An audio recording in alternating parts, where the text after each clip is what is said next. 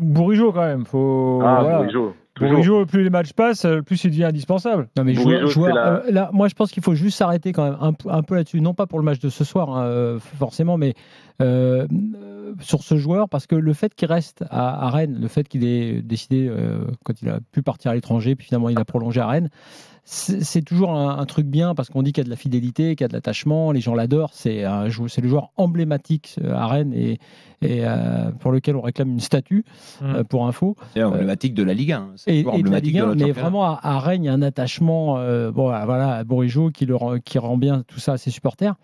Mais quelque part, ça fait le fait qu'il reste dans son club, ça sous-cote presque un joueur. C'est malheureux à dire. Je veux dire par là, Maldini reste au Milan AC, ça l'a pas sous-coté. Mais en France, quelque part, on dit ouais, Bourigeaud, moi j'en parle, et les gens qui suivent un peu moins te disent ouais, Bourigeaud, ok, mais t'as vu, il a pas passé le cap. Non, on ne sait pas s'il a passé le cap puisqu'il n'est pas allé à la Roma. Il est dans un club qui est depuis 6 ans qualifié en Coupe d'Europe tous les ans. Et Bourigeaud, je le dis, puisque j'ai plein de gens qui m'appellent et qui m'envoient des messages, y compris des scouts comme ça, et qui me demandent l'autre jour encore, tiens, combien il a quoi comme salaire, il est truc et tout, mais ce qu'ils me disent, mais il a un pied exceptionnel, mais il est formidable, mais il a un don de soi, une énergie. Donc, il y a une image très dingue que beaucoup ont mis en exergue sur un début de Terrier, un but important pour le Stade Rennais, où on voyait sa joie en tant que passeur. Ce qu'on voit rarement, donc c'était une caméra décalée, peut-être une caméra des CM du Stade Rennais, et les gens ont vu ça comme vraiment l'attachement ultime. Et en dehors de cet attachement, de ce dévouement, il faut savoir que si Bourigeaud n'a pas fait au départ la saison qu'il fait maintenant, c'est aussi parce que les différents systèmes l'ont baladé un peu partout, et notamment le 3-5-2 où il retombe en piston droit, ce qui a été une erreur et que Stéphane a corrigé, que lui-même avait commise, cette erreur d'ailleurs. Mais voilà, je veux juste rendre hommage et mettre sur un piédestal ce joueur qui a décidé de rester à Rennes, qui a un pied droit exceptionnel, qui a un pied même exceptionnel en tant que passeur, et je dis même que Rennes sous-utilise un petit peu ce côté passeur décisif qu'il a pu avoir sur le but de Théâtre. Voilà. Après, c'est pas par rapport au match et à l'adversaire du soir forcément. Non, mais tu vois, moi j'avais cette discussion avec l'ami Eric Dimeco. On a commenté ensemble Rennes-Milan il y a la semaine passée.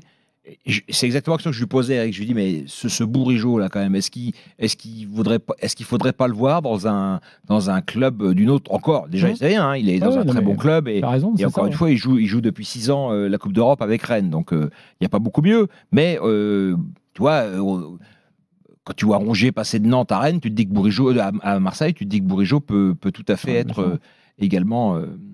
Même si vaut mieux à Rennes qu'à Marseille cette année, mais il a fait Lens et Rennes, Bourigeaud. Stéphane, qui connaît bien la Première Ligue, dans les très bons clubs de Première Ligue, où Bourigeaud, en dehors de la concurrence qui peut exister aujourd'hui à son poste ou à ses postes, ou est-ce que Bourigeaud pourrait jouer dans un top club de Première Ligue ? Non, mais avant ce top club de Première Ligue, il y a le top club français. C'est ça qui validerait son passage au top club de Première Ligue déjà. Ou alors il serait plutôt dans un club de seconde zone de Première Ligue, malheureusement, je pense. Je vois pas Liverpool acheter Bourigeaud, par exemple. Sauf s'il a des stats, je sais pas, peut-être que les datas de Bourigeaud sont exceptionnelles, mais moi je regarde pas ça. Mais chaque fois que je vois Rennes et je vois Bourigeaud, il est quand même souvent dans les bons coups, quoi. Alors ça vient de tomber. Jérôme Thomas vient de se confesser. Il me dit dans mon oreillette, Bourigeaud Ballon d'Or. Bourigeaud meilleur joueur de l'histoire du Stade Rennais. Frédéric, est-ce que tu valides ça, c'est un très bon débat. Est-ce que tu valides Raymond Kérusoré cette saillie de Jérôme Thomas? Jean Prouve. Bien sûr. Oui, c'est ça. Tu valides? Non, mais il faut le dire. Benjamin Bourigeaud, c'est l'assurance touriste. C'est le joueur fiable qui te décevra jamais. Alors oui, il y a parfois où il a été un peu moins bien, effectivement. C'est pas ça arrive. Mais globalement, si vous faites un constat global sur les années qu'il a passées pour l'instant au Stade Rennais, c'est la régularité, t'es jamais déçu. C'est un mec qui donne tout sur le terrain, qui mouille le maillot comme personne, et qui surtout, effectivement, comme l'a dit Flo Gautreau, a une patte exceptionnelle, et il te fait gagner des matchs, il met des buts, et ça c'est à souligner, parce que non, c'est un top joueur. Et tu sais, dans cette série des joueurs dont on dit qu'il passe quand il faut passer, qu'il marque, qu'il tire quand il faut tirer, lui, il est comme ça. Lui, c'est vraiment un joueur au service du collectif, mais qui va aussi prendre ses responsabilités. Je regardais quand même, je crois qu'il en a près de 300 matchs avec le Stade Rennais et a déjà 62 buts. Peut-être, je ne sais même pas si ça compte les buts ce soir. Et dans la semaine, puisque tu as commenté Milan, il en est quand même à 5 buts, c'est ça, et une passe D. Donc bon, voilà. Et il ne joue pas à Paris, hein. On rappelle qu'il n'est pas titulaire à Paris. Ouais.